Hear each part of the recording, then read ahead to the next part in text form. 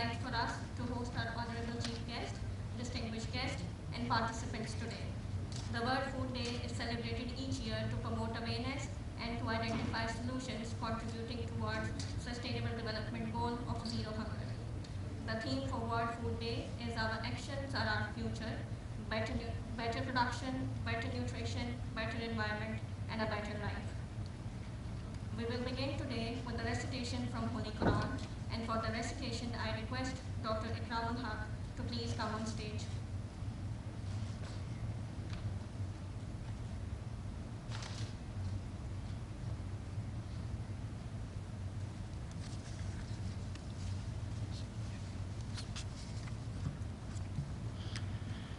أعوذ بالله من الشيطان الرجيم. بسم الله الرحمن الرحيم.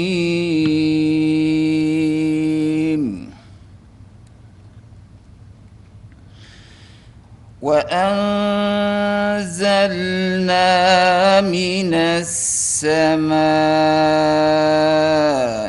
ماء بقدر فأسكناه في الأرض وإنا على ذهاب به لقادرون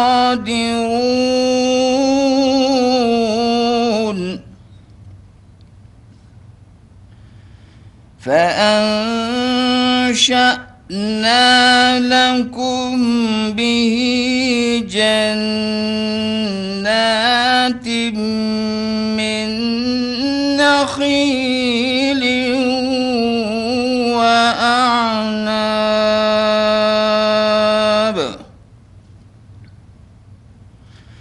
لكم فيها فواكه كثيرة ومنها تأكلون.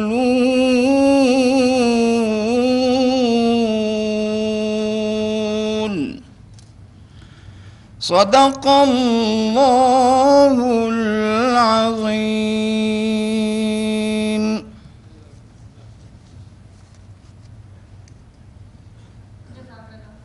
COMSTECH, in collaboration with SAVI, Sustainable Agriculture, Water Intelligent Ecosystem, and UPSIGN, UK-Pakistan Science and Innovation Global Network is hosting this year's World Food Day in Pakistan.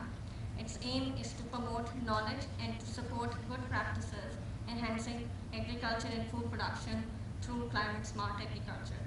This inauguration will be followed by a technical session with limited in-person participation of the local experts and a large participation from the member OIC states.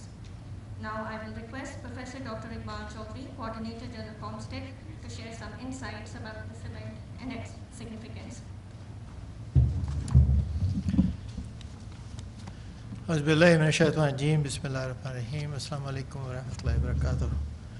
Excellency, thank you very much for traveling directly to this venue.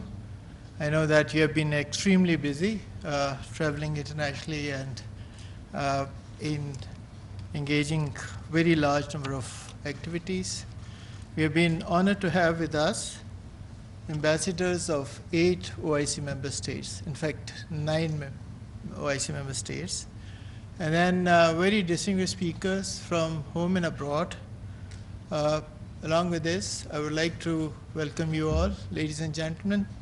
I must also mention Professor Dr. Khalid Mahmood, who is a very passionate Pakistani from UK and is here to launch this very important joint initiative of COMSTECH and SAVI. 16 October is a day when we observe International Food Day or Global Food Day, and is an annual call for action to fight hunger and to achieve food security and sustainability for 7.8 billion people on the face of the earth. Even in this day and age, unfortunately, over 800 million people live with hunger, and 3.1 million children die due to malnutrition annually. This is tragic and extremely alarming.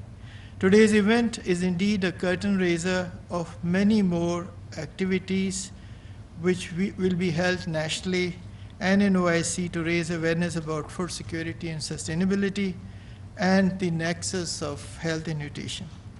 We at Comstech are pleased to hold this major event in collaboration of SWAVI, which is a word used in South Punjab for green, and that is a sustainable agriculture water intelligent ecosystem, a premier UK-based NGO, a technology-based solution for improved agriculture.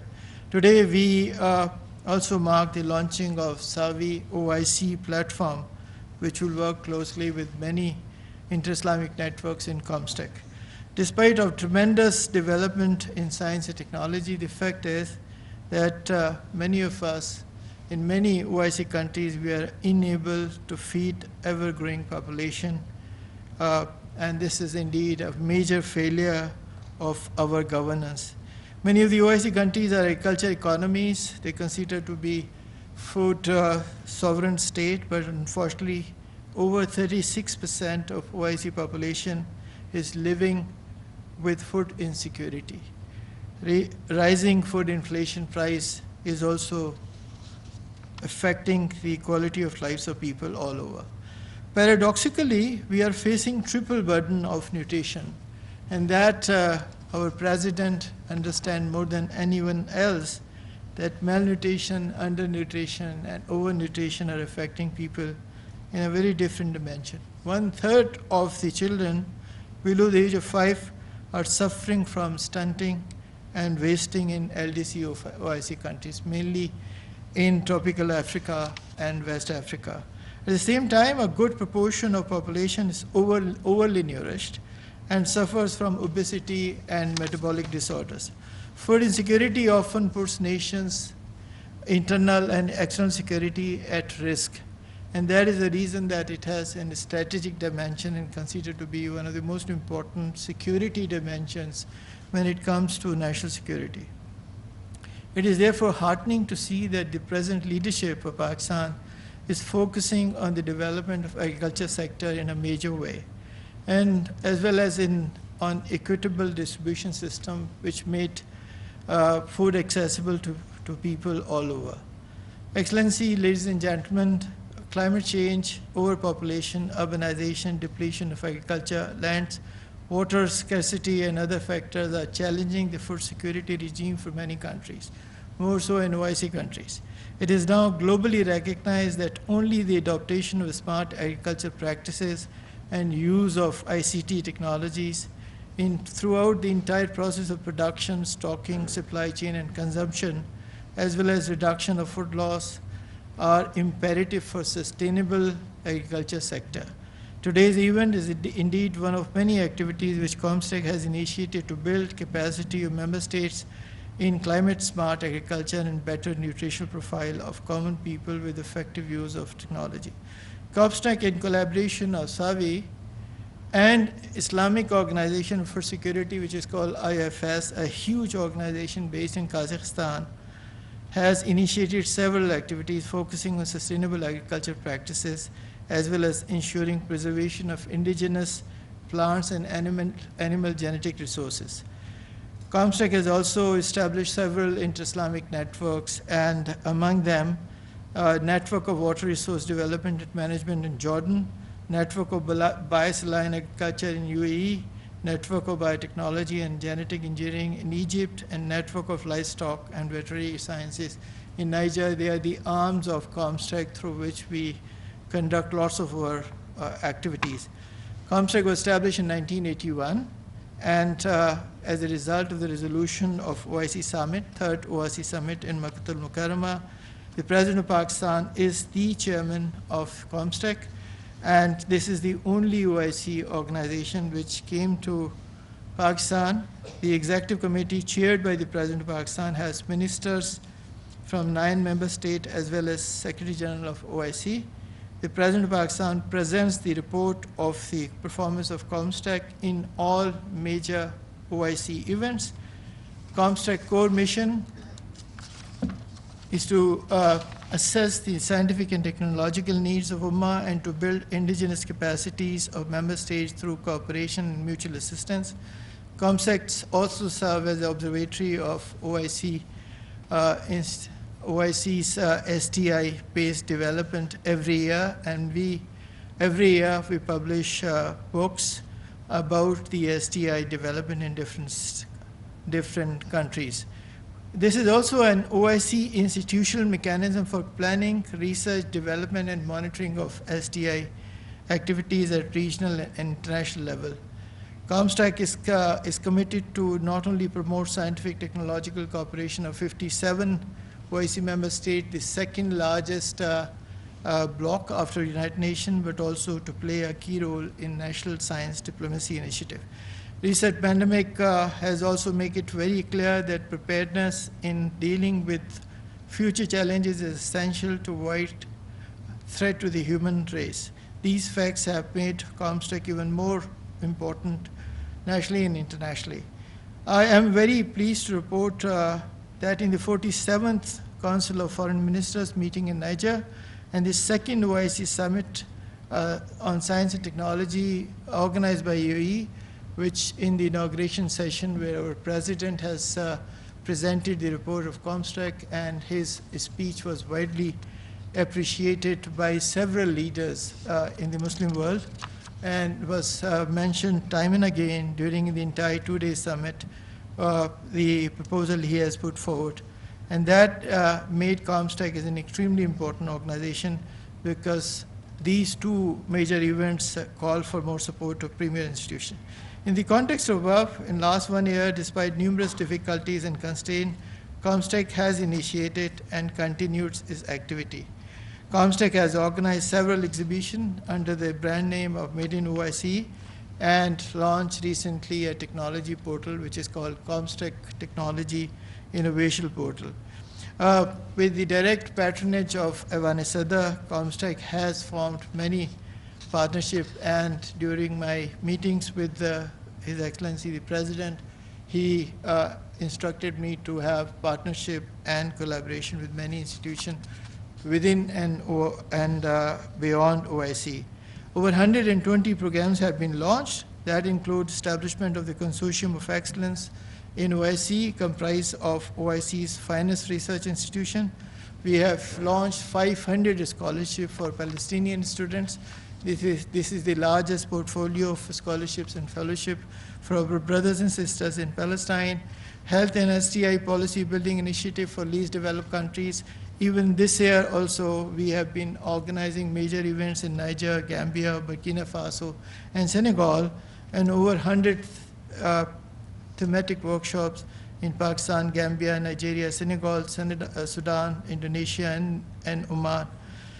Most importantly, COMSTAC is mandated for devising implementation strategy for STI 2026, which is SDG equivalent of the OIC.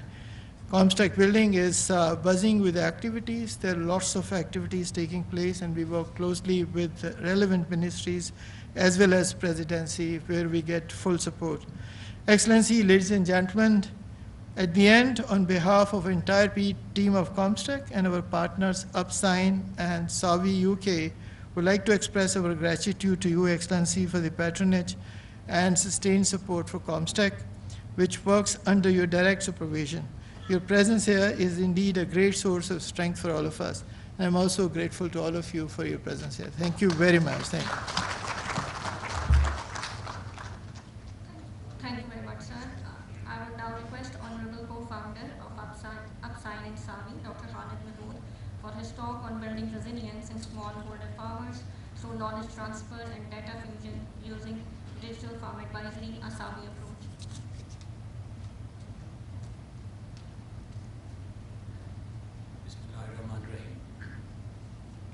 His Excellency Honorable President of Pakistan, Dr. Arif Alvi, His Excellency Coordinator General COMSTAC, Professor Iqbal Chaudhry Sahib, respected diplomats, researchers, farmers, I would especially say farmers because they come from all the way from Punjab. Ladies and gentlemen, Assalamu alaikum. My name is Dr. Khalid Mahmood, and I welcome you all on behalf of Upsign, the UK-Pakistan Academic Network, and SAVI Digital Farm Advisory Services platform. I would like to welcome all of you for joining this important event marking the World Food Day.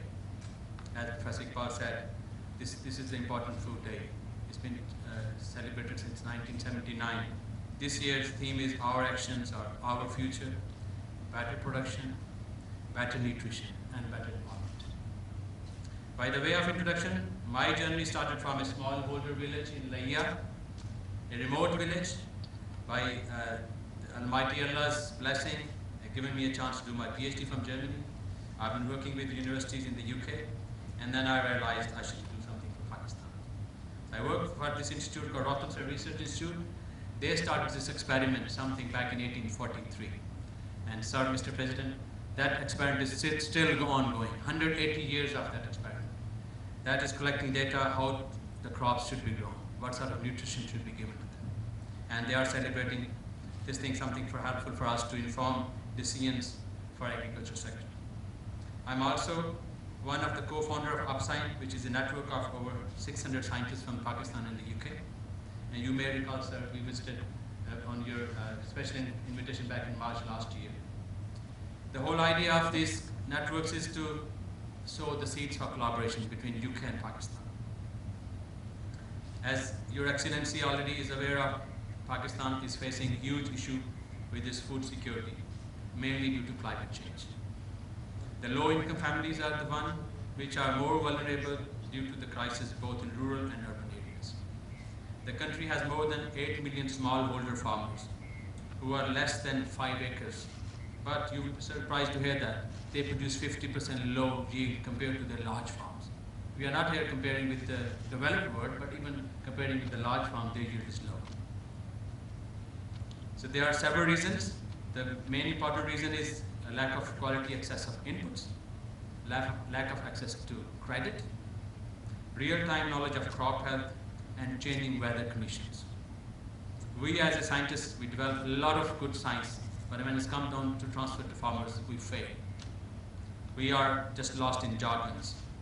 Pakistan has almost 2/3 of its revenue generating crop, cotton. It was lost in recent years due to those weather uncertainties. Honorable President, to mark the World Food Day, which has a theme, Our Actions Are Our Future. Keeping this in view, we are launching this app. We call it an ecosystem. So it's an ecosystem that means that already been described by Professor Iqbal Chaudhry Sahab. SAVI means green. The whole idea was that the farmer in the rural area, they can understand it. So my crop looking green, I mean it's healthy, but it's a complex system. It's full of using machine learning, satellite data, and AI. So the farmer does not have to do anything just to do what's been told by SAVI. SAVI objective is to transform the conventional agriculture to more vibrant and efficient sector, producing sustainable food, more from less resources, through user-friendly integrated digital farm platform. SAVI is a global initiative. Although based in Cambridge, now we have a collaboration and cooperation with COMSTEC and OIC countries. I'm really humbled today to hear and see these developments going forward. I would like to just say a big thank you to all of you. Her Excellency Dr. Tarifa Al-Zarabi, she will be participating from UAE. She is the head of the program in International Center for Biosaline Agriculture. So she will be leading our technical session, the next one. So just to wrap up my talk here, SAVI is going to work in other countries. I have just met His Excellency, Her Excellency here in Turkey as well. We have already programs in place working in places like Morocco, Nigeria, Gambia, Tanzania, and Southeast Asia as well. In my closing, I would like to say a special thank you on behalf of UpSign team and SAVI that has a large network of collaborators across the UK and Pakistan. Thank you to Professor Iqbal Chaudhry Sahab, his team at COMSTEC, Ministry of Science and Technology for hosting this event, and special thank you to the distinguished guests who spared time on our last minute call. This is a start of our journey, and we would like to continue cooperation with OIC member states, inshallah. Special thanks to my SAVI team who are young Pakistani students. They just finished their degrees. They are sitting over here, just on the left side. And they are the women's girls from the universities. Especially, I would say a big thank you to the Vice Chancellor of Fatima Jinnah Women's University.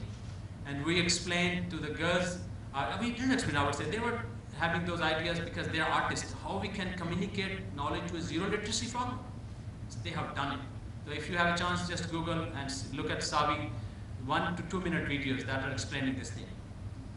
As my closing act, I want to request Honorable President of Pakistan to allow me to formally announce the Savi platform journey with OIC, Savi OIC platform working in Pakistan as a pilot, and would like to continue to expand into other countries where millions of resource farmers could take the benefit. With your permission, sir, I would like to just press the button, sir.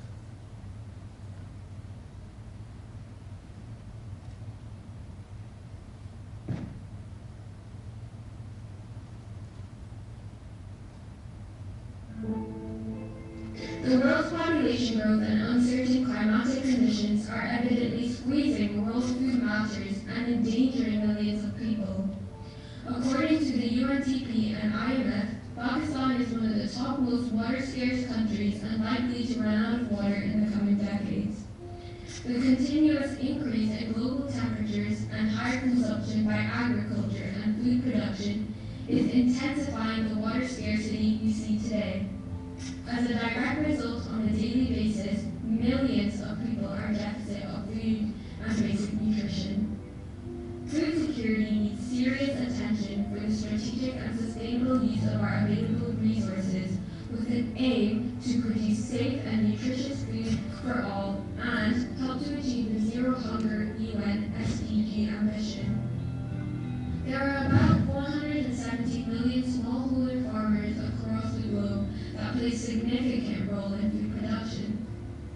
In Pakistan alone, more than 8 million smallholders who own less than 5 hectares, but their contribution is 80% in overall food production. They harvest a low crop yield, typically 50% lower than larger farms, and due to the lack of access to quality inputs, real-time knowledge of crop health, climate change, and changing weather patterns, they have endured uncertainty in their growing conditions.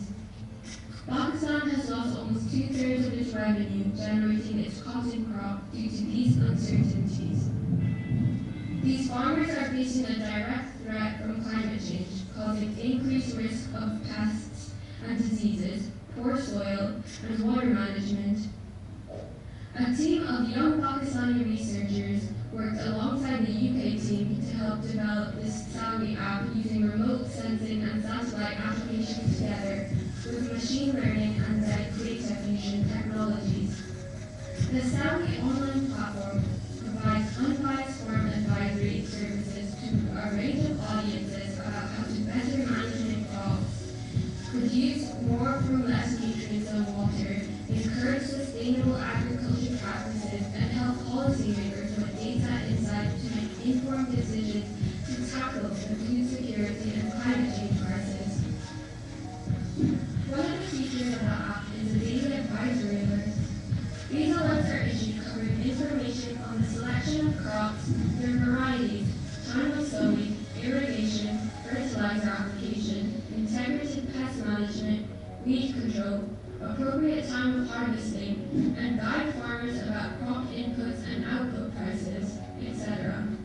Savi aims to reach out to millions of smallholder farmers to help them to be efficient, sustainable, be able to increase production, and ultimately increase their income while protecting natural resources, including water, biodiversity, and air quality. For more information, please download the Savi app or visit www.savi.net. Thank you so much. I would like to thank Mr. President for allowing us to bring this technology to Pakistan, and we are humbled to work with the OIC countries working with Council. Thank you so much.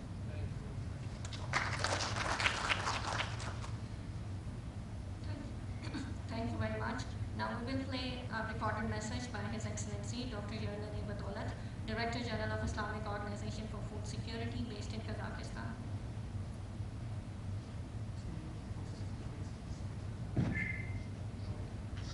Bismillahirrahmanirrahim. Your Excellency, the Honorable Dr. Arif Alvi, President of the Islamic Republic of Pakistan, Chairman of the Council.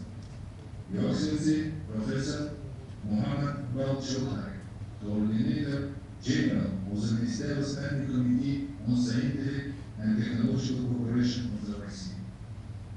Excellencies, distinguished participants, ladies and gentlemen, Assalamu alaikum wa rahmatullahi wa barakatuh.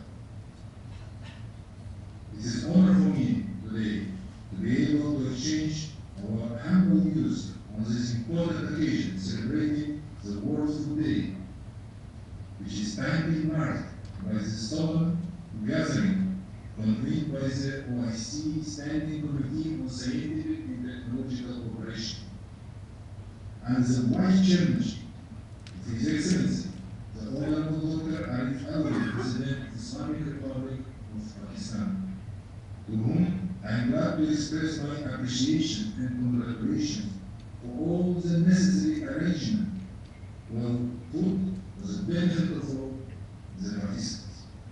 Today, we are reminded that the essence of food is far more complex than we realize.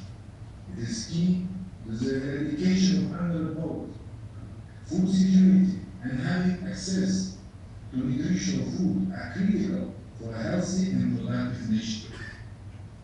It is especially important now with the wide-ranging disruption in supply chains caused by the COVID-19 pandemic.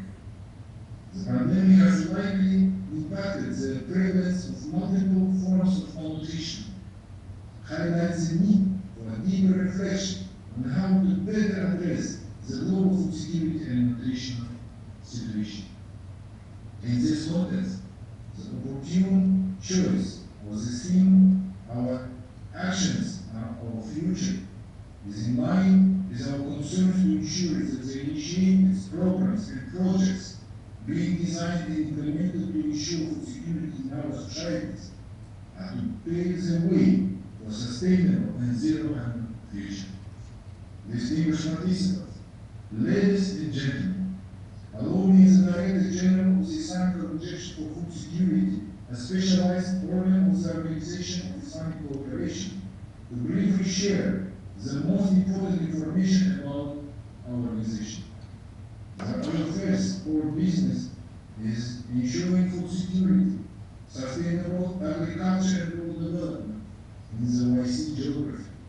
And as such, it has been implementing strategic framework composed of 16 programs in partnership with the OIC member states and relevant OIC institutions, including CONSTAC.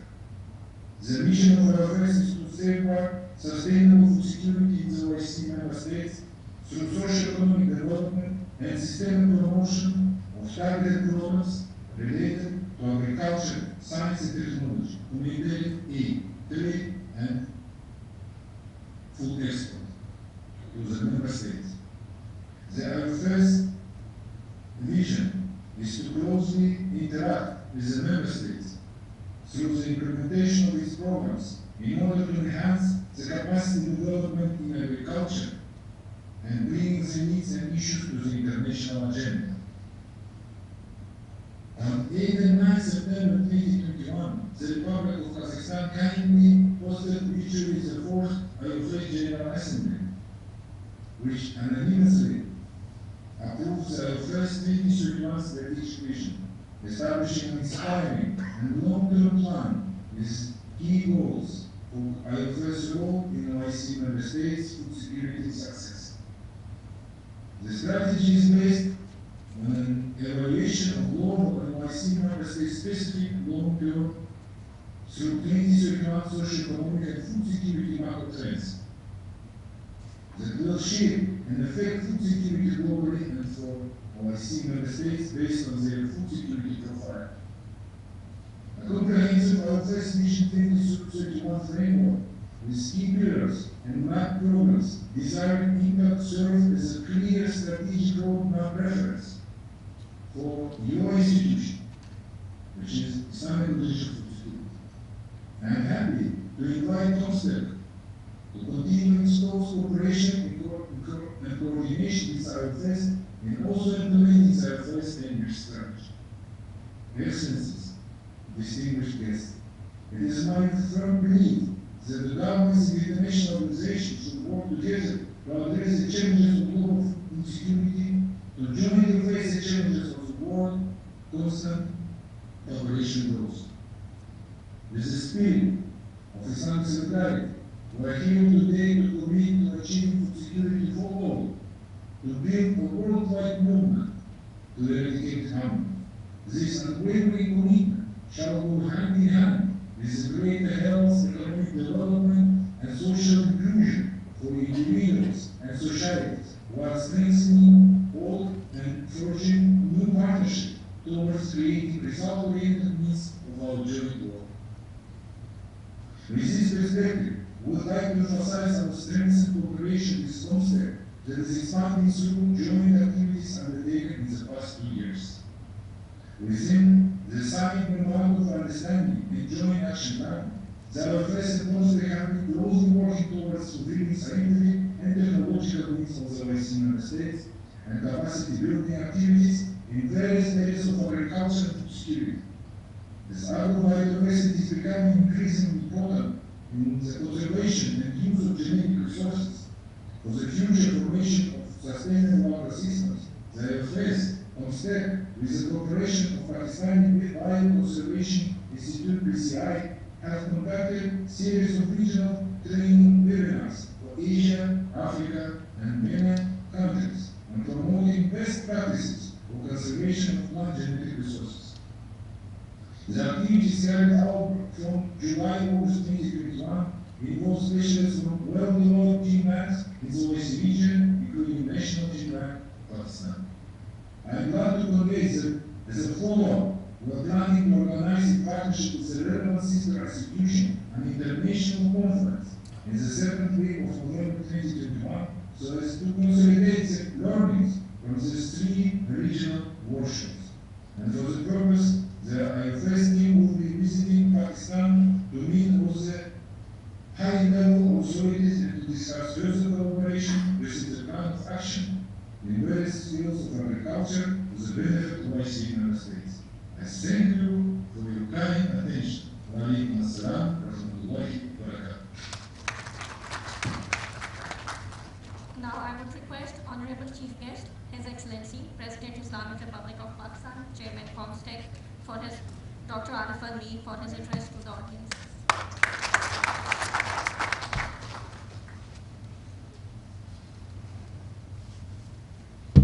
Bismillah ar-Rahman ar-Rahim. Professor Dr. Muhammad Iqbal Chaudhry Saab, Coordinator General of COMSTAC, Ambassadors, Excellencies from 9 member states, Dr. Khalid Mahmood, ladies and gentlemen, distinguished guests, students who have just passed. It is a very important day on which the world sits together and starts thinking again, or reinstates its thinking processes on how to handle world hunger and increase our food supplies to sustain the humankind, which has a huge footprint on earth. I would take you into a broader spectrum rather than talking about only the intricacies. I think there needs to be a paradigm shift in world thinking.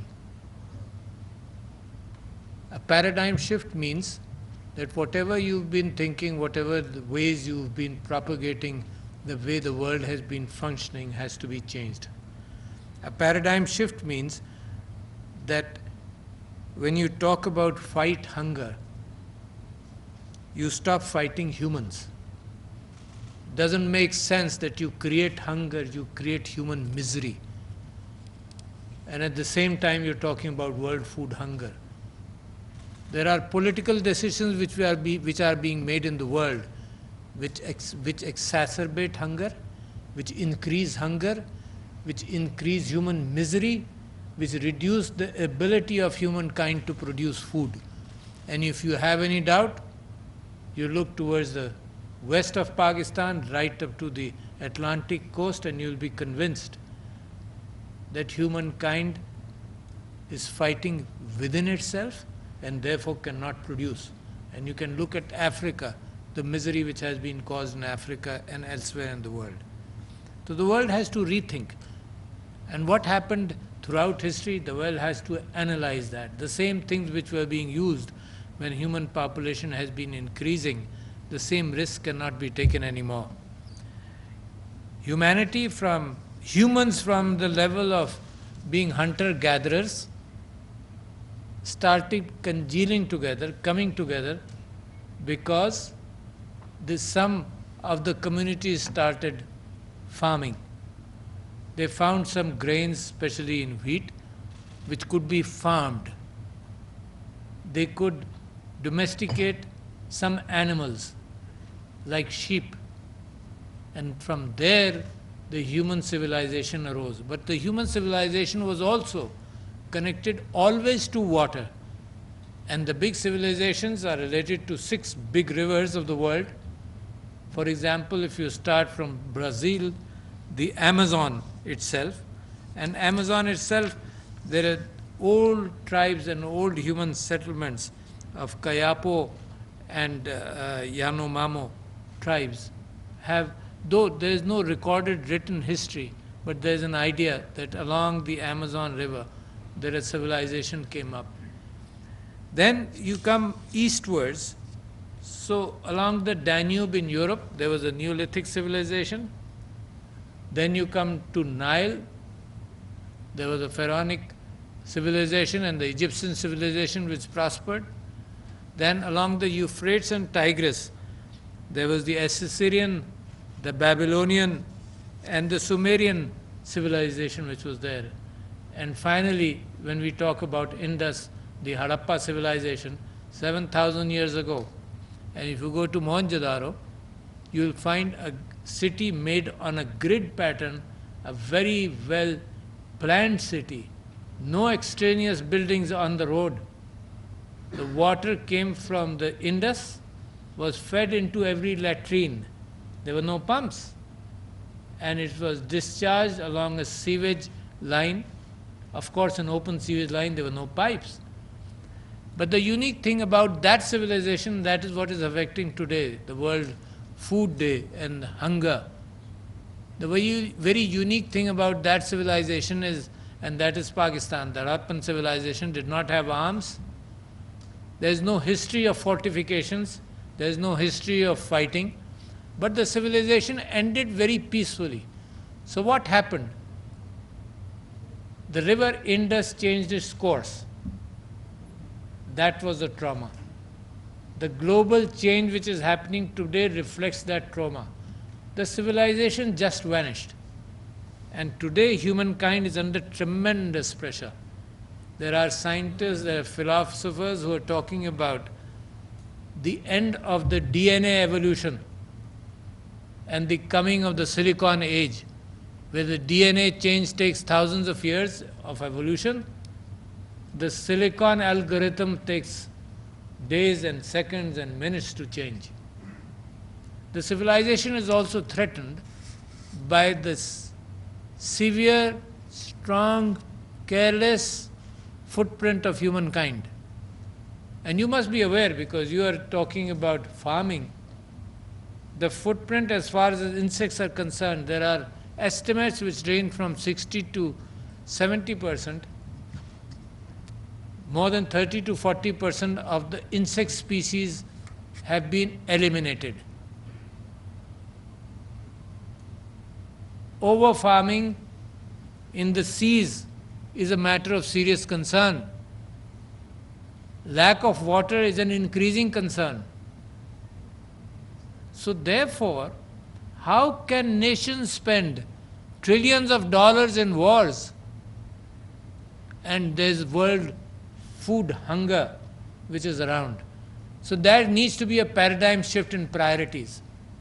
It seems as disaster and the available signs of disaster are still not able to drag the politicians of the world towards peace and towards ensuring that there's food security.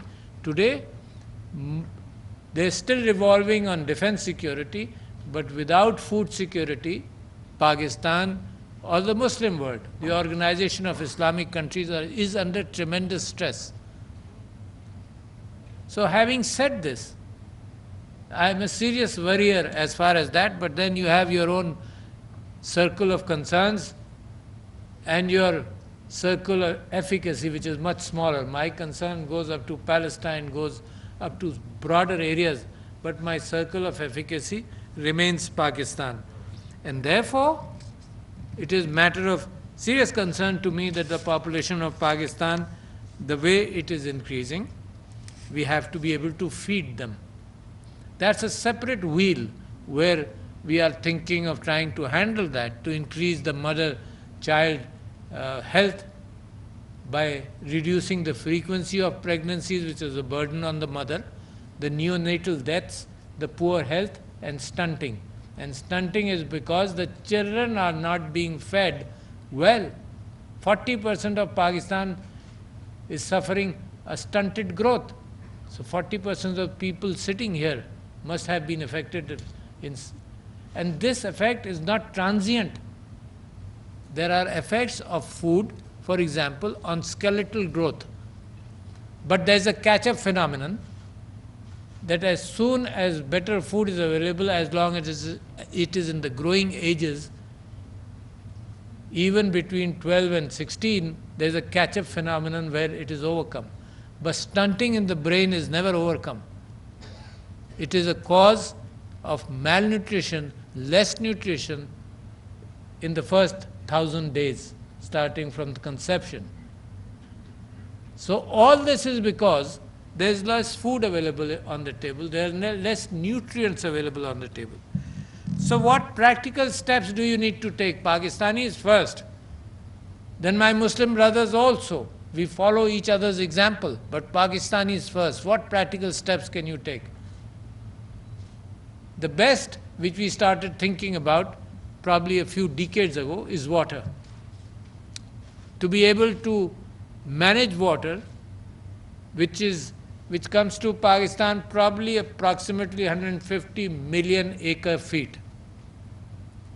And some of this goes down in the form of rivers, and some of it goes subterranean, in which Punjab prospered with tube well when it took out 12 million acre feet of water going subterranean. That was also important, that is important, but it led to more sodic soil in Punjab itself. So there are concerns. Everything you overexploit, you reduce the aquifers in the country. That's what happened in the desert countries. Some countries where there are more deserts, they decided to take out water from the aquifers and develop farms. But that led to reduction of aquifer, something which has been there for accumulating some millions of years. So in Balochistan, what we are trying to do, we are trying to recharge these aquifers with small dams, with small sandy dams, to be able to do that, to ensure the fact water is a scarcity. Water you cannot transport thousands of miles in a new manner. So if the rivers are there, fine. Otherwise, it's very difficult to transport water. They predict there will be wars on water. But what I would say is try and handle our 150 million acre feet of water in a better manner. So the governments over the past few years have been looking at developing dams to be able to store water, to be able to control water. Water will still go out to the sea, because sometimes there is a mismatched thinking which says that there should not be a drop of water going into the sea. But there is a whole ecological situation where water needs to go into the sea also. So in Pakistan, what is the need of the sea? I don't know, because there are a number of studies which have been done which talk about between 2 to 8 million acre feet as a steady stream going into the sea. I'm not really, it's a debatable point. But at the same time, we should be able to manage floods. We should be able to conserve the flood water to feed. But then on, what happens? Now you have water, you manage water. What then happens? You should be using, rather than flood irrigation, which is a concept which has been traditionally used over centuries and over thousands of years, which is fine as long as there was enough water. But flood irrigation means giving water 5 feet down into the soil and having 6 inches of water about 500 meters beyond this. So therefore, ensuring the fact that we have drip irrigation or spray irrigation. And these concepts are of course expensive, but there are government programs which have ensured easily available systems in which the government subsidizes, I don't know with what exact figure, but up to 50% and sometimes more than 50%. That these need to be encouraged. But there's an information barrier, gap between the farmer and the technologists, for which you bring in apps and artificial intelligence, and the government itself. The farmer doesn't believe what is said. The farmer believes in seeing the neighbor's crop more green than his, and it takes him the next season, he adopts those strategies. So what is affecting Pakistan beyond that? You see, I talked about the fact that conservative irrigation procedures, lining of the canals have been done, but what else? What else comes then? The farmer then needs the seed. There is unfair distribution of water, keep that in mind. The people at the tail of the canal, be it rivers in the country, be it canals within the district, the people in the tails are not fed water. Water is unpriced almost. So therefore, the fact that it should be conserved is not being talked about as much. So there must be some system, not of exploiting it, but some pricing to encourage the farmer to ensure the fact that he conserves water, he doesn't waste. Very important. It's a psychological issue which must be handled. So beyond that, then when he has the water, the problem is the seed in Pakistan is relatively unreliable. Why? Because some of the universities which were supposed to do a lot of good work did not produce good seed or released immature seed in the market. Seed takes sometimes 5, 6, 7, 8 years to mature. And universities doing some research, in 2 or 3 years they would release seed, and there's a confusion in the seed market, and that is where the government has pushed for seed bills to ensure the fact that there's good seed available. Then beyond that again, the genetically modified seed, what is our attitude towards it? Tomorrow, everything is happening from preventing human diseases to increasing longevity, to increasing the food yields, to making sure that dependence on meat should move over to a protein substitute of meat. Everything is being done by some genetic modification. Genetic modification was a research-oriented thing which humankind always did. Mixing of crops, humankind always did. By accident or by special circumstance, some seeds were developed. But that takes years and years. And now science gives the opportunity how ethical it is, how much acceptance there is in society of genetically modified seed. But we need assistance, scientific assistance in that area as well. And we need ability of the people to accept that if there is a verdict among all you scientists that it is something which can happen. But human mind is a very strange thing. Today there are anti-vaxxers. I don't know whether, there's always one or two anti-vaxxers in every meeting, there must be 1 or 2 here. But there are anti-vaxxers who do not believe the fact that vaccines are good. But anyhow, if the majority believes in something, it will come. So when I talk about the seeds, then at the same time you talk about diseases in crops. A natural way of holding disease away also comes from some form of genetic understanding, or maybe not genetic engineering, but giving that ability to some insects or to some microbial contents in the soil which can develop plant resistance to diseases. Otherwise, that will be a continuous battle between disease and a good crop.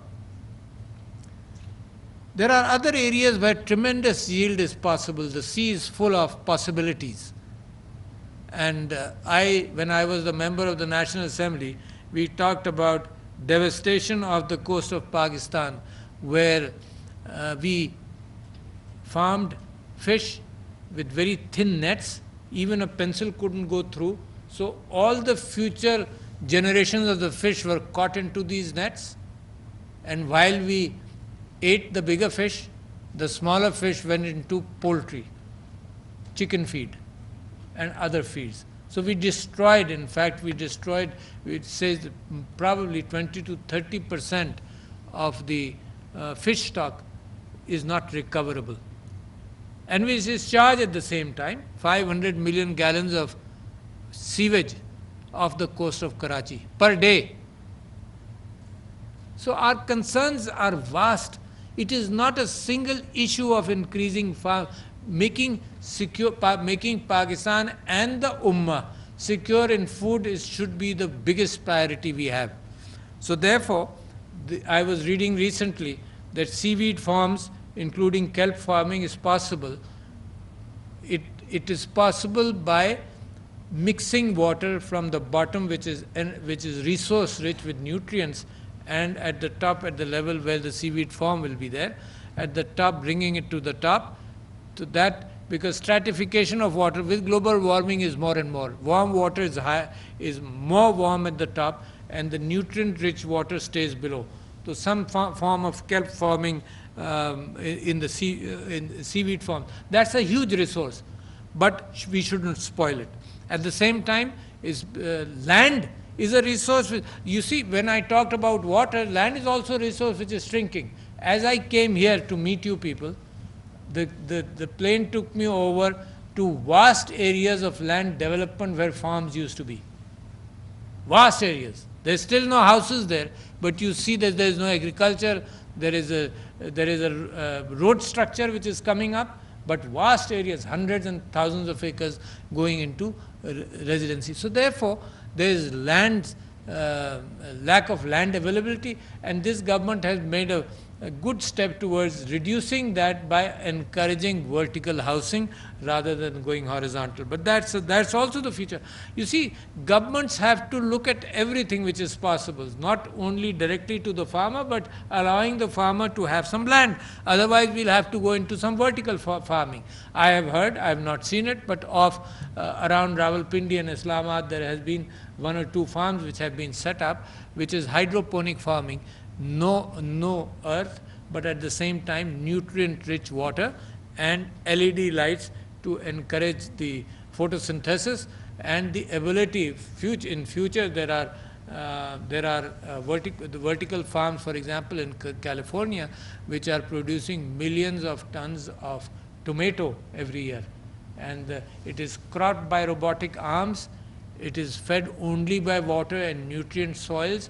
And there are cameras, of course, the direction in which Mr. Khalid Mahmood, Dr. Khalid Mahmood and others want us to go also, is the understanding every plant can be looked at by some sensor to look at the health, and in future, the ability to understand the nutrient situation of that plant particularly. That's all possible. Doesn't have to be a sensor close to every plant, that just needs a photograph and the interpretation of those photographs in some way or the other. So when I talked about vertical farming, hydroponic farming, there must be in Pakistan crop substitution, understanding of crop substitution, the fact that we cannot afford to grow some crops which are highly water demanding. For example, sugar cane has been controlled in some areas to ensure the fact that there is water for other farms there. So crop substitution, and the fact that we may not be able to produce some crops which require a lot of water, allow other countries to produce the crops, but we can substitute those crops in some manner. So ladies and gentlemen, having talked about this, then look at better yielding strains. CRISPR technology, for example, and gene editing can do wonders. At the same time, there's global warming, and methane production by animals and cows is a serious danger there also. Therefore, meat substitution is possible. Therefore, cruelty of humankind must also reduce.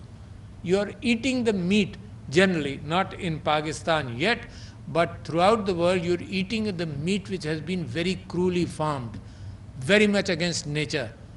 The mother is deprived of the young, cannot express. Cows are grown in very strict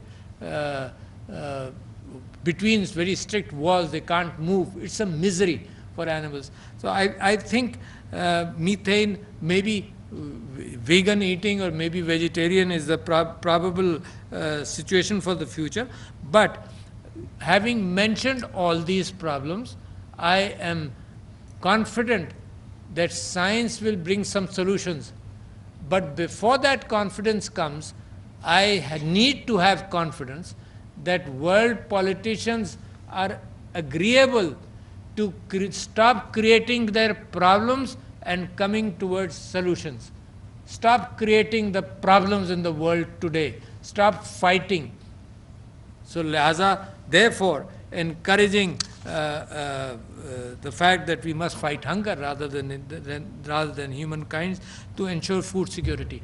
Now, having said all that, I am very hopeful of the cooperation which has been encouraged between Comstack and Savi and Upsign. I think the solutions will come from every direction. I met a company in Dubai who was talking of bringing technology and improving farmer communication. There are, like you mentioned, there are 8 million farmers here with, on an average, the farm size about 5 acres, but there are 8 million farmers. The ability to reach out to them with the increasing communication technologies available is something which is very important, and we can do something. The way we handle COVID, the messaging to every individual, so therefore the messaging to every farmer, depending on his area, depending on geo pointing the fact that which farmer is where, to be able to give him good advice, what to sow, what to use, and the dangers regarding pest in that area. All this has a great probability. In fact, I have encouraged the Minister of Food Security to look at, rethink the imagery which is available in Pakistan through Suparco. Of course, there is a collaboration, but I believe there is tremendous ability to look at satellite images more and more under different spectrums of infrared and whatever spectrums are there, to look at it, to understand what is happening, to be able to predict it, and to increase cooperation in all these areas to have a better crop and understanding of what is available and what is not available, or if you're going to have a yield crisis. To increase our yields is very important, like right across in India, I believe they are twice as productive per hectare as far as cotton is concerned, or other crops are concerned. In some areas, twice as productive. In some areas, Pakistan is gives 1/5 of the production. So that means the know-how is available. It needs to be applied. Of course, there's an expensive cost of bringing in newer technologies, but at the same time, it can be done. Now, the cooperation between the Muslim countries, we must cooperate in whatever one country has achieved to be able to share it. Agriculture practices, the winning experiences in one area can be shared in other areas, but you see the slowness of the old book, brick and mortar system. Book, brick and mortar system is too slow. It has to be faster than that. And let me encourage you, for example, resources of education can be shared. And I am very passionate about one university in Pakistan which is called the Virtual University. And I was very impressed by the fact that since I came and I started taking interest, they have responded to that. From 28,000 graduates admissions they took in 1 year, in 2017 or 18, they've gone up to 48,000 admissions, out of which 8,000 are from outside Pakistan. So if there are universities in Pakistan able to share information and they give out bachelor's degrees recognized by Higher Education Commission, so the ability of us and for them to increase their numbers from the present 48,000 to 100,000 is just a matter of churning out more software and probably increasing only about 4 or 5% in their administrative costs. But at the same time, even today in Pakistan, it is the cheapest least costly bachelor's program of 4 years available. It costs 130,000, for example, for a full 4-year bachelor's program, which is recognized by the Higher Education Commission. So there are opportunities of expanding learning. You see, in Pakistan, for example, I just give you one example. In Pakistan, for example, those who go out of intermediate and go to higher education, they're only 9 or 10%. But in India, that number goes up to 24%. That means we can't increase the universities so fast. Brick and mortar takes a long time. But virtual encouragement with cheaper education, people can work and learn. Virtual learning can be done at night. And there are 15% of those students who work and are in the program as well. So they're earning, but they're also in the program.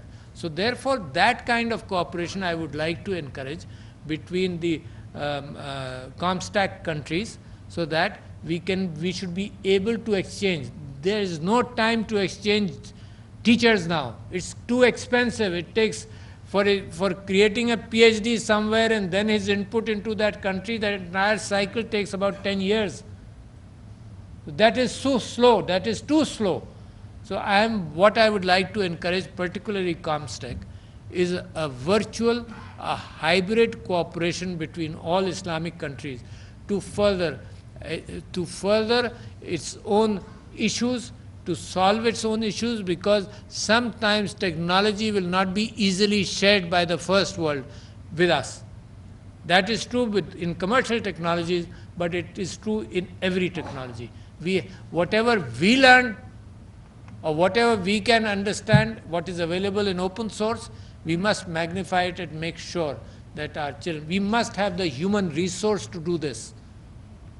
You are too few spreading the right message. There must be many, many more.